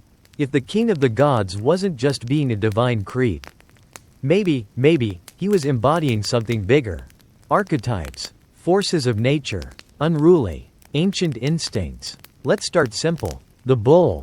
Mainstream historical fact. Across the ancient Mediterranean, bulls were sacred. Minoan Crete had bull-leaping festivals. Mesopotamia carved them into their temples. In Egypt, Apis was a divine bull worshipped for generations. To turn into a bull, then, was to become not just strong, but sacred. Earth-bound, yet untouchable. Power in flesh. So when Zeus took that form to carry Europa across the sea, was it lust, or was it ceremony? Now the swan, graceful, elusive, the symbol of beauty and fidelity. But also death. You've heard the term swan song, haven't you? In some traditions, swans were guides between worlds. White, pure, and strangely tragic. Perhaps Zeus became a swan to veil danger and elegance. A predator behind a lullaby. Then there's the eagle, his own personal emblem. A living sigil of his rule over sky and justice. When he carried Ganymede, was he flexing? Or was he reinforcing his dominion? Showing that what flies high must belong to him. Historians still argue whether these transformations were metaphors that evolved into literal retellings, or vice versa. Did ancient listeners believe that Zeus actually became a snake to enter someone's room? Or did they understand it as poetic shorthand? He slithered into her life. Sounds very different when you're holding a stone carving of a literal reptile god. You walk through a corridor of painted pottery now. Each jug tells a story. Danae in her bronze chamber. Zeus as golden rain, but look closer. The rain is shaped like arrows. The chamber like a womb. Nothing is direct. Everything is layered. Maybe it was never about animals, but about transformation itself. The ultimate flex of the divine. I am everything. I can be anything. A fringe interpretation, offered by a rogue philosopher named Cleans, argued that Zeus's transformations symbolized the elements: fire, eagle; water, rain; earth, bull; air, cloud; that he wasn't seducing mortals but enacting cosmology. You try telling that to Leda. Still, the idea lingers. Maybe he wasn't playing Predator. Maybe he was playing God in the deepest sense, existing in all things. Penetrating not bodies, but reality. But then again, you've seen the patterns. The glances, the silence, the aftermath. Symbolism doesn't cry into pillows. It doesn't raise children alone. You pass a mosaic of Europa, and her face isn't romantic. It's resigned. So maybe both things are true. Maybe Zeus was symbolic and selfish. A walking contradiction with a lightning bolt and a god complex. Maybe the animals weren't chosen just for effect, but because they offered something he couldn't feel as himself: approachability, surprise, escape, quirky tidbit time. In some early Orphic rites, initiates were told that the gods took animal forms to teach mortals humility. That a beast may contain divinity, and a god may grovel in fur. That transformation was the price of knowledge. If true, then Zeus's behavior wasn't indulgence. It was instruction. Awkward, feathered instruction. You reach a door now, a strange one, carved with every form he ever took. A gallery of fur, fang, feather, scale. You open it. Inside, a mirror. But it doesn't show you. It shows him. All of him. All at once. The bull, the eagle, the cloud, the snake, the golden stag, the goat, each flickering over his face like flickers of thought. He's not smiling. He's not smirking. He looks tired, like even he's not sure why he keeps shifting. Like he's trying to remember what he looked like before all the masks. You wonder, what does it mean to forget your shape? You step away from the mirror. And somewhere far above, thunder rolls, softly. Not a warning. A question. Artful transformations. Now you're in a gallery, cool stone beneath your feet. The scent of mineral dust in the air. And a hush that feels almost holy. But there are no guards. No velvet ropes. No gift shop selling Athena plushies. Just you. The echoes of sandals long gone. And 1,000 gods staring back at you in paint and clay. You step forward. To your left, a kylix, a wide wine cup from the 5th century BCE. The image. Zeus as a bull. Mid-gallop. Europa perched calmly on his back. One hand in his fur. The other gripping the horn. Her expression? Unclear. The details? Sharp enough to cut. A wave cresting below them is stylized with little fish. One has a startled face. It's both myth and meme. Greek pottery was more than decoration. It was myth frozen in time. Mainstream historical fact. Base painting was one of the most prolific ways myths were shared and remembered. Every household item became a storyboard. From dinnerware to urns. From perfume bottles to jugs of oil, Zeus's animal antics were everywhere. And they were, surprisingly playful. Over there, on a red figure amphora, is Leda again, leaning against a tree while a suspiciously flirty swan sidles up to her. Her robes billow artfully. The swan's eye gleams. Some vases make it tender. Others, less so. The same myth. Dozens of ways to frame it. Historians still argue whether these depictions were devotional, educational, or simply entertainment. Did they honor the gods? Remind citizens of moral lessons? Or just give potters something juicy to illustrate while cashing in on collective obsession? You walk into another chamber and see something bolder, Roman mosaics from private villas. Danae reclining as golden dots stream from an opening in the ceiling, pooling at her feet like sand. The expression on her face has been worn away by time, but the pose is preserved, half asleep, half surrendered. It's framed with dolphins, ivy, and tiny cherubs. Romanticized, sanitized. This is Zeus, through the lens of luxury. Here's your quirky tidbit. In a few rare frescoes, Most notably in the ruins of Pompeii, Zeus's transformations are painted with more irony than reverence. One shows a priest shooing a cloud from a temple doorway with a broom. Another shows a woman suspiciously side-eyeing a snake curled beside her basket of figs. These weren't just cautionary tales, they were punchlines. And yet, the art is beautiful. You run your fingers along a carved relief of Ganymede being lifted by an eagle. His tunic flutters. The feathers are so detailed you'd swear they could rustle. The story here is told in posture, not expression. The divine is subtle, but unmistakable. You pause, because something strange is happening. The longer you look at these pieces, the less they feel like stories about power, and the more they feel like stories about change.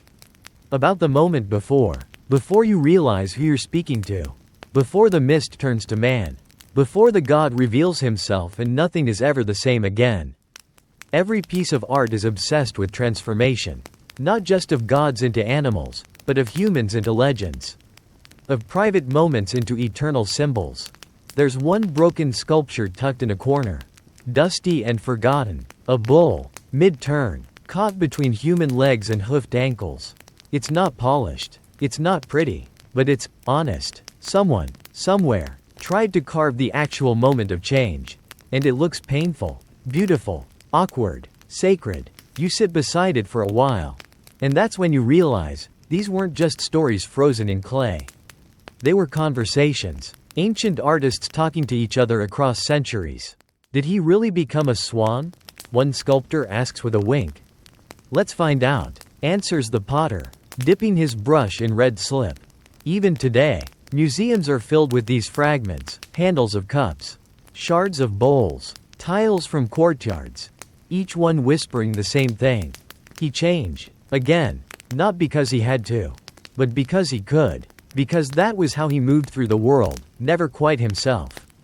Always something else, something that made mortals look twice, sometimes in awe, sometimes in fear, sometimes in disbelief. And the artists? They painted it all. Because when a god turns into a story, someone has to make it last.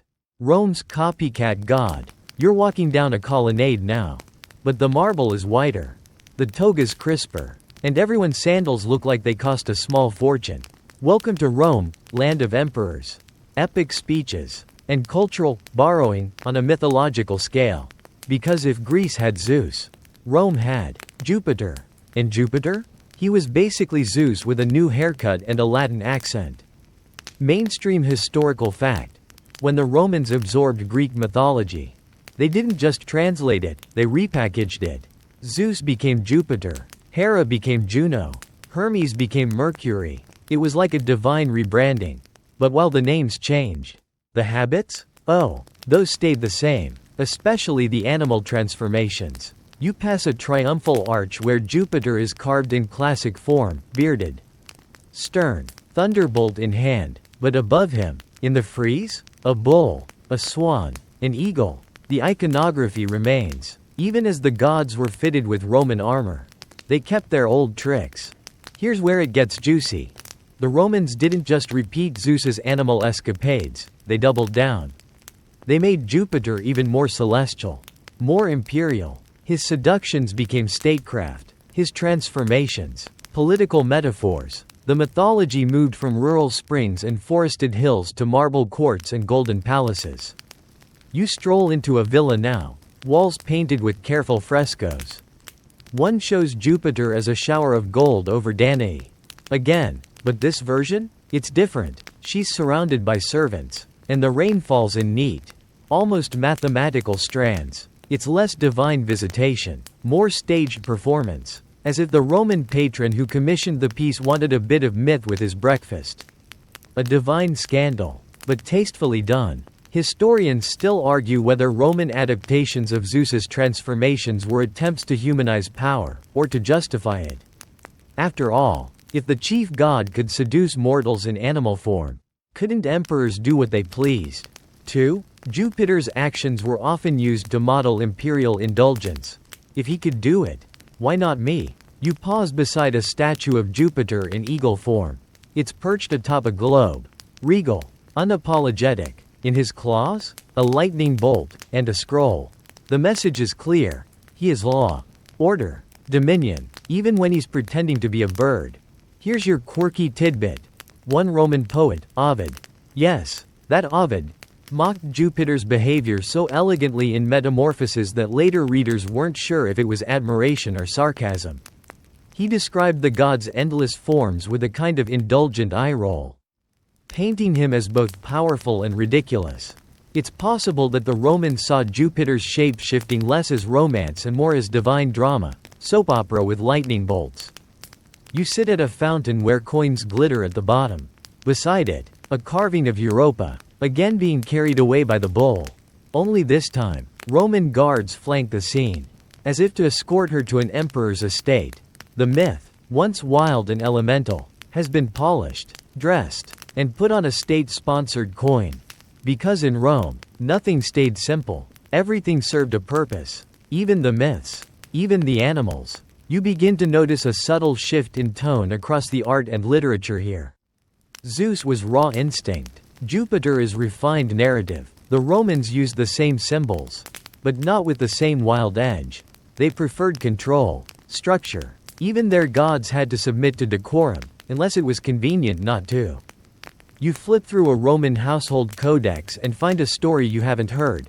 Jupiter, transformed into a crane, flies across a battlefield to spy on a rival's army. It's not about love, it's about strategy. The transformation becomes a weapon, not a romance, a tool of war, a state-sanctioned power move. And yet, you can't help but feel something's been lost. In tidying up Zeus's messes, Jupiter lost the chaotic poetry. The messiness, the tragedy, the risk, the transformations remain, but the urgency is gone. You walk out of the villa into the bright Roman sun. Above you, an eagle circles, not wild, not divine, just part of the city's endless iconography. Printed on banners, sewn into shields. The animals are still here. But now, they work for the empire. Renaissance reboots. Now the scent in the air shifts, linseed oil, damp stone, the faintest trace of burning candle wax. The world is no longer carved in marble but stretched on canvas. You're walking through a Renaissance gallery, though it feels more like a time machine than a museum. And on these walls, Zeus is back. But now, he's wearing eyeliner. This is no longer the raw, mythic Zeus of Homer or the imperial Jupiter of Rome. No, this is Zeus as imagined by Botticelli, Titian, Correggio, a god softened by brushstroke and Renaissance sensibility. Draped in gauze, lit like a theater, and yes, still very much turning into things. Mainstream historical fact. The Renaissance was obsessed with Greco-Roman mythology. Artists revived ancient myths not just for beauty, but to show off their technical skill and philosophical flair. But in doing so, they reinterpreted the gods, made them fashionable. Myth became canvas. And Zeus? He became an oil-painted heartthrob with a habit of showing up in swan cosplay. You walk past a massive panel by Leda's bed. Her sheets are impossibly crisp. The swan is tender, not menacing. His wing wraps around her like a curtain. You'd almost think it was consensual, romantic. Even, until you remember that swans don't knock on doors. The Renaissance had a habit of turning chaos into beauty, pain into poise. Every one of Zeus's animal transformations becomes a pose now. Europa reclines gracefully atop the bowl. Danae lounges as golden coins descend gently like autumn leaves. Even Ganymede, once a terrified shepherd boy, now floats skyward with a wistful gaze and excellent posture. And you start to notice something. Everyone looks gorgeous. Glossy. Perfect. The bull has cleaner hooves. The rain looks like champagne. Zeus's transformations have been rebranded as aesthetic choices, like someone curated a divine Instagram feed. Historians still argue whether this reimagining was romanticizing or recontextualizing. Were these artists reclaiming stories, softening them to suit a Christian Europe obsessed with beauty and modesty? Or were they simply missing the darker edge of the myths? You reach a dimly lit corner where a massive Correggio painting hangs, Jupiter and Io. She's half in shadow, her body dissolving into the fog that wraps around her, Zeus himself. As mist, Her face is ecstatic, or maybe in pain, or both. Her fingers curl into the vapor. And the scene feels confusing, sensual, spectral, and unsettling. And here's your quirky tidbit. Correggio's Jupiter and Io was part of a commissioned series called The Loves of Jupiter. Yes, that's right. Someone commissioned a whole series of paintings just about Zeus's most famous shape-shifting affairs. Imagine hanging that over your breakfast nook. You keep walking. On a richly painted ceiling, Danae is reclining again, this time surrounded by cherubs who appear way too invested in her situation. The golden rain pours down like confetti. A maid catches some in a vase. It's absurd, and yet, it's beautiful. Lush, decorative. The myth has become metaphor, fertility, abundance, divine favor. All the sharp edges rounded off by gold leaf and idealized anatomy. And still, beneath the surface, you can feel it, the original myth, trying to breathe under layers of varnish. Not all artists played along. In a lesser-known woodcut tucked away in a cabinet, an anonymous hand draws Zeus as a monstrous eagle. Eyes too human. Ganymede limp in his claws. It's crude. It's raw. It doesn't pretend to be noble. Just true. You stare at it longer than anything else. Because sometimes, honesty looks less like oil paint and more like splinters. You sit on a stone bench and look around. Zeus is everywhere, on canvas, in plaster, stitched into tapestries. His transformations have survived millennia. And now they wear silk robes and perfect lighting. But the question lingers. What does it mean when a myth becomes decoration? Did the Renaissance bring Zeus's stories to life again? Or lull them into dreams? You lean back. Above you, the ceiling gleams with a fresco. Zeus descending as an eagle. Arms stretched toward another surprised mortal. He's radiant, powerful, unapologetic, and painted. Eternal. Freud would like a word. Now you're lying on a couch, but not the kind wrapped in velvet and Renaissance silk. This one's older, stiffer, with the scent of old books and existential dread. You're in a dreamscape shaped like a psychoanalyst's office. And across from you sits someone adjusting tiny glasses with one hand and scribbling furiously with the other. He turns to you. Tell me about your father.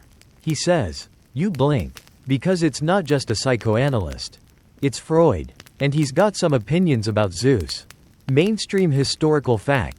Sigmund Freud, father of psychoanalysis, was fascinated by myth, especially Greek myth.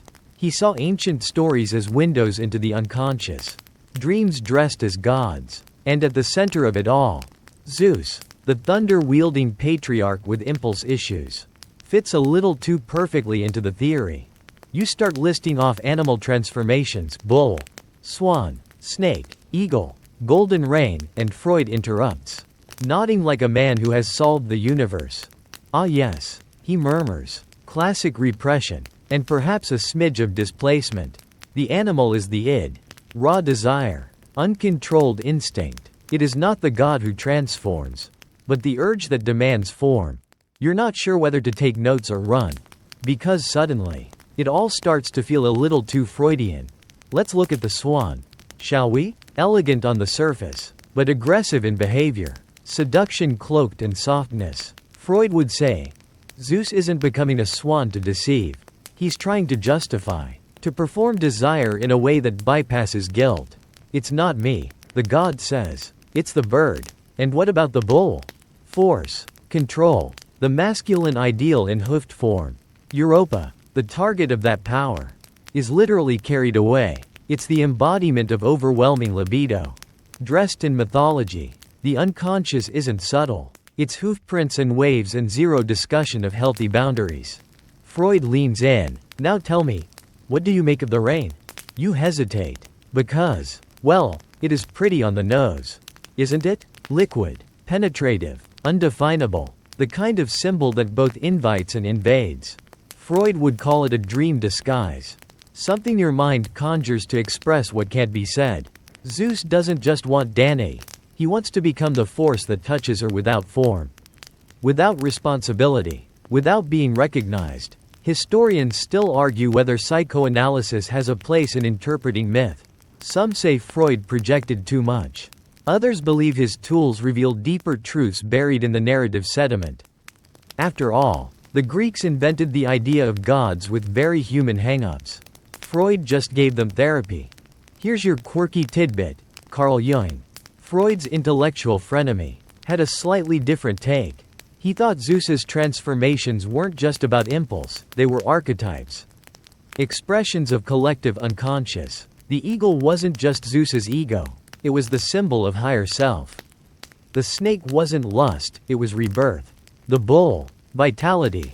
The swan, spiritual longing. All aspects of the divine psyche playing dress up. So you've got options. Is Zeus just chasing women while suppressing divine guilt? Or is he enacting ancient psychological patterns that resonate across millennia? You get up from the couch and pace.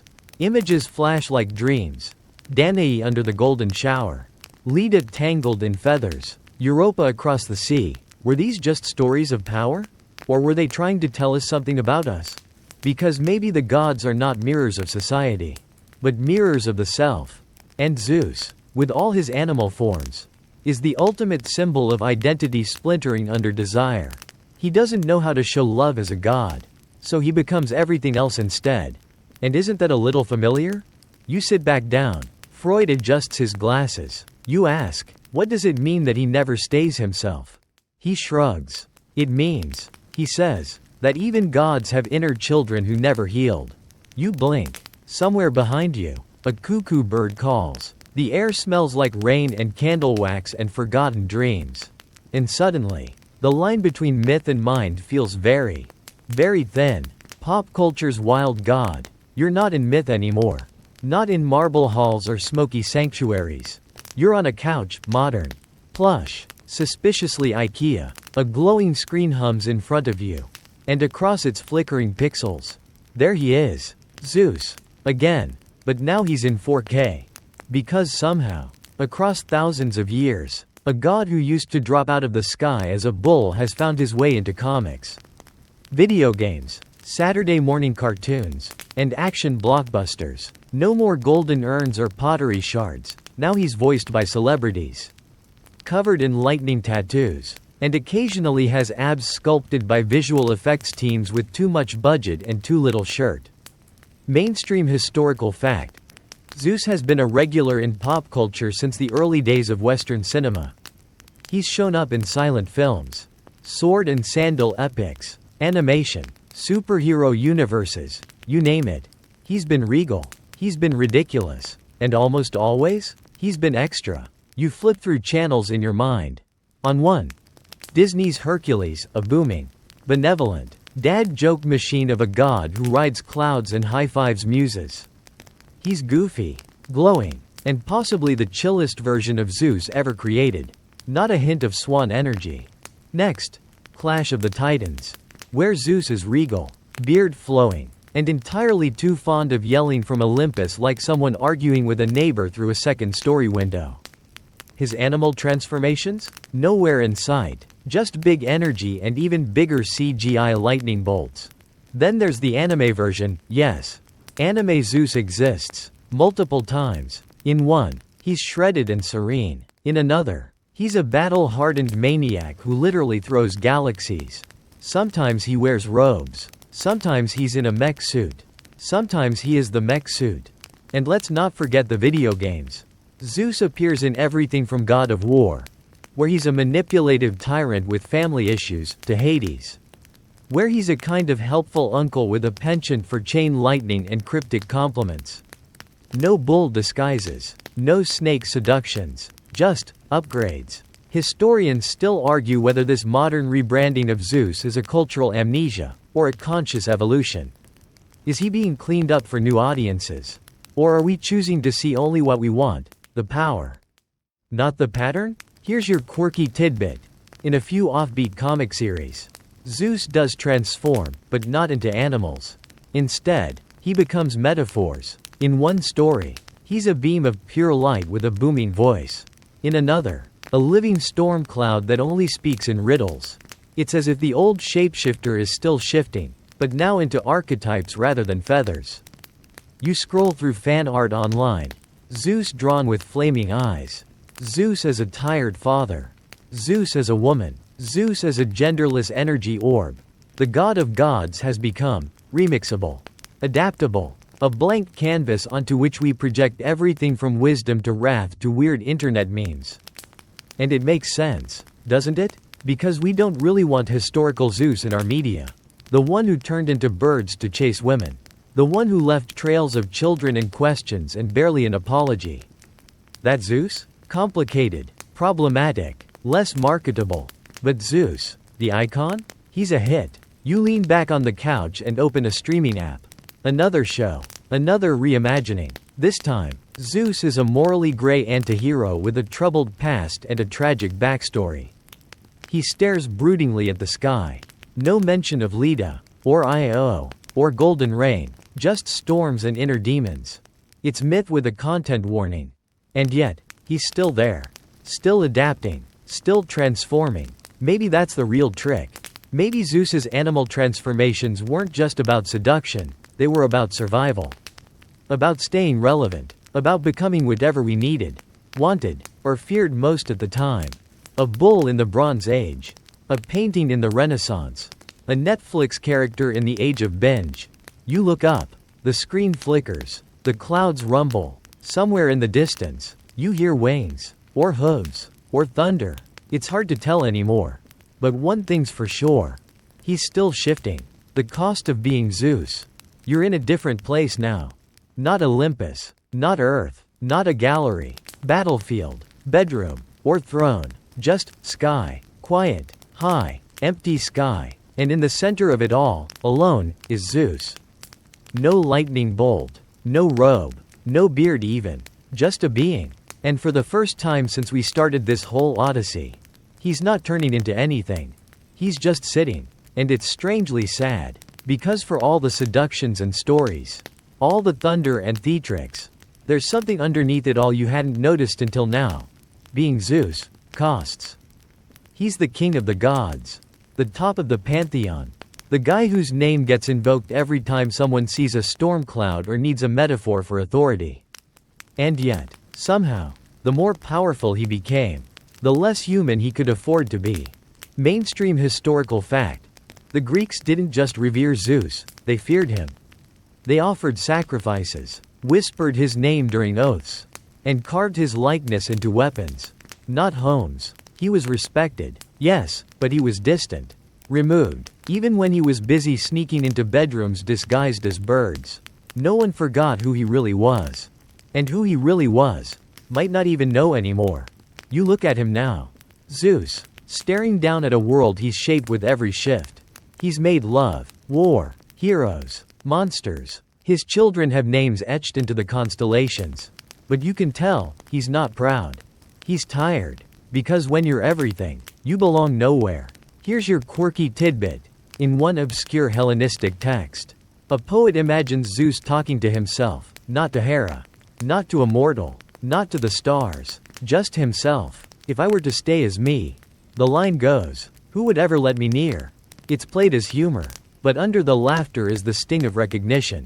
Historians still argue whether this weariness was ever acknowledged in classical myth.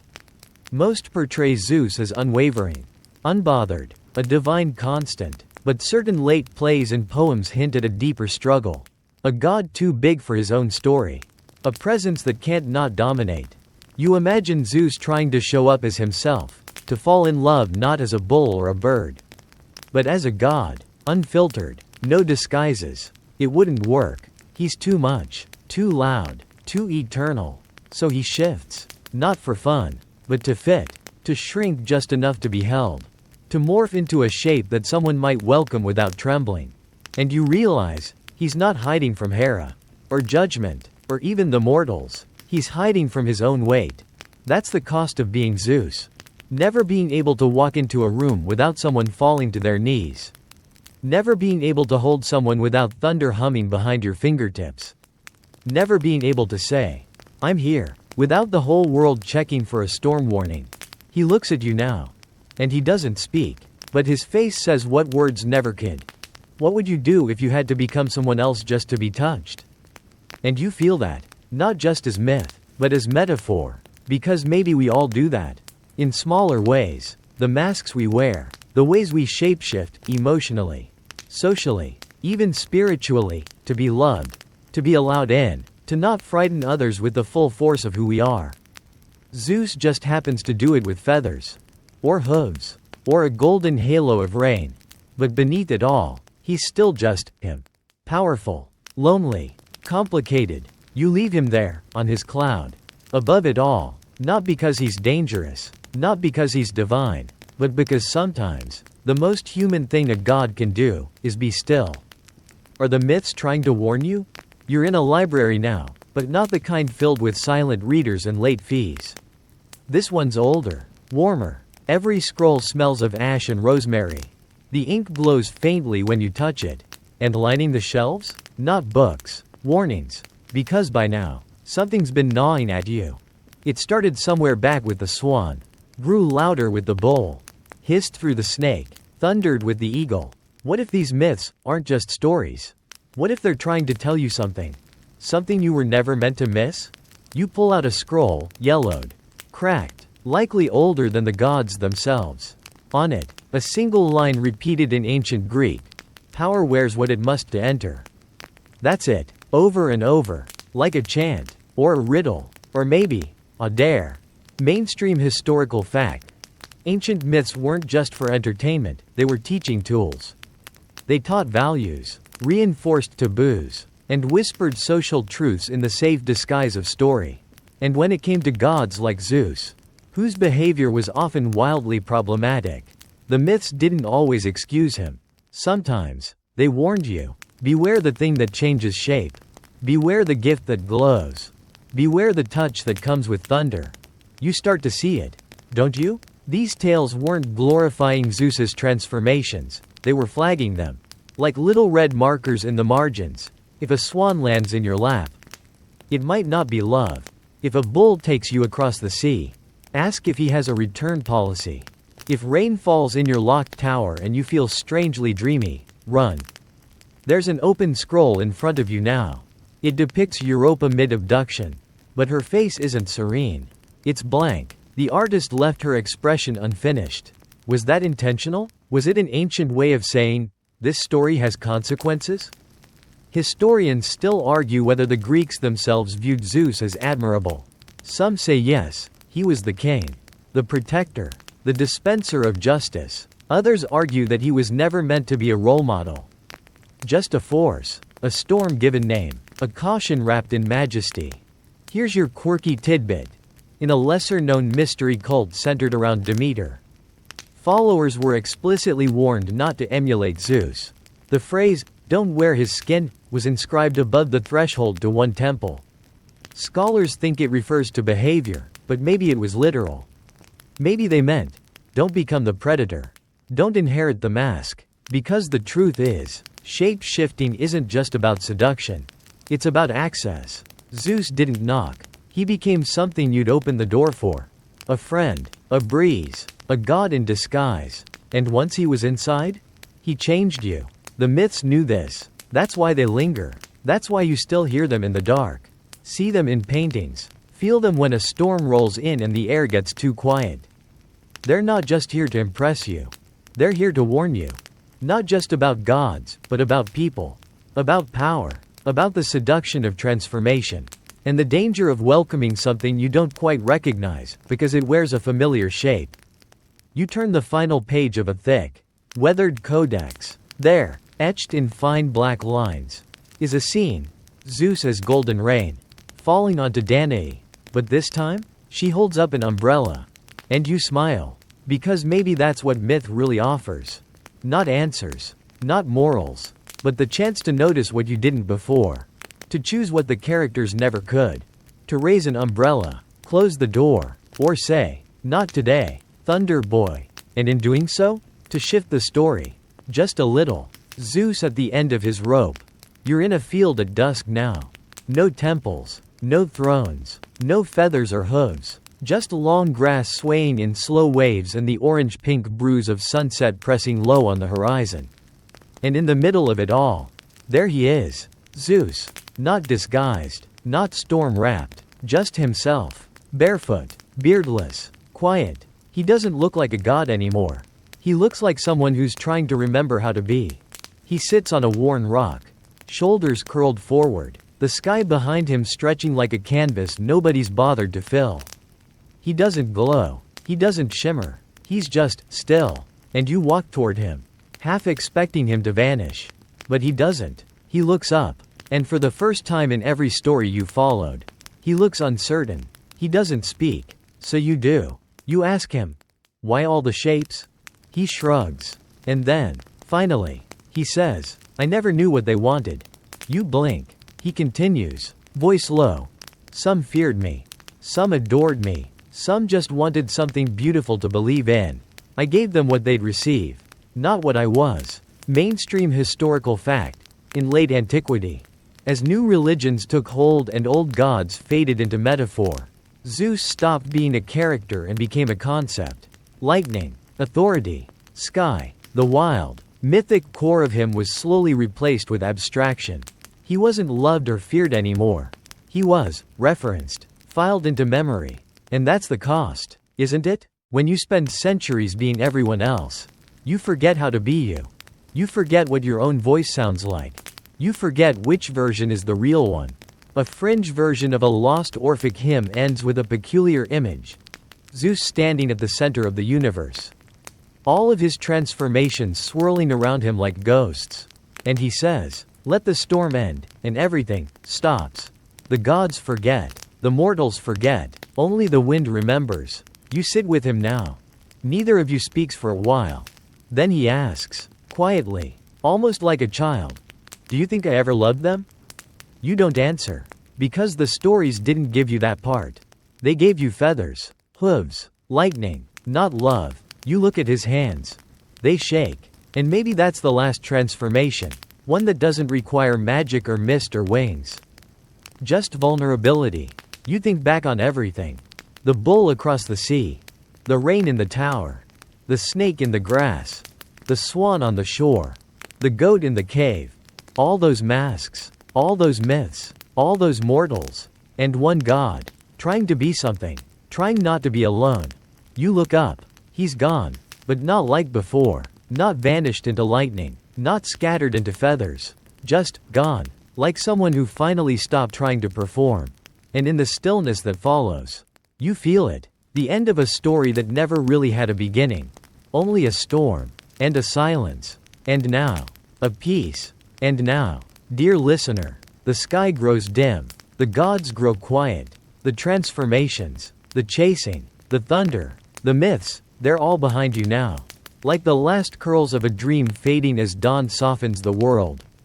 You lie down in that same field where Zeus once sat. The grass cradles you. The stars blink on, one by one, and the air no longer crackles with lightning. It hums. Soft. Slow. Safe. You think of everything we've seen tonight. The feathers brushing a cheek. The hooves splashing through seawater. The shimmer of gold falling gently through a sealed chamber. Each form a shape. Each shape a story. But now, there are no more stories to tell. Only rest. The gods are still. Even the loudest ones. Even the wildest ones. Even the ones who couldn't stop turning into animals. And you? You're safe. Held not by thunder. Or myth. Or memory. But by stillness. So let your breath slow. Let the ground hold you. Let the stories fall away like old feathers in the wind. And let sleep come for you. As gently as the first hush of rain. You are not being chased. You are not being changed. You are just here, exactly as you are. Good night, and sweet dreams.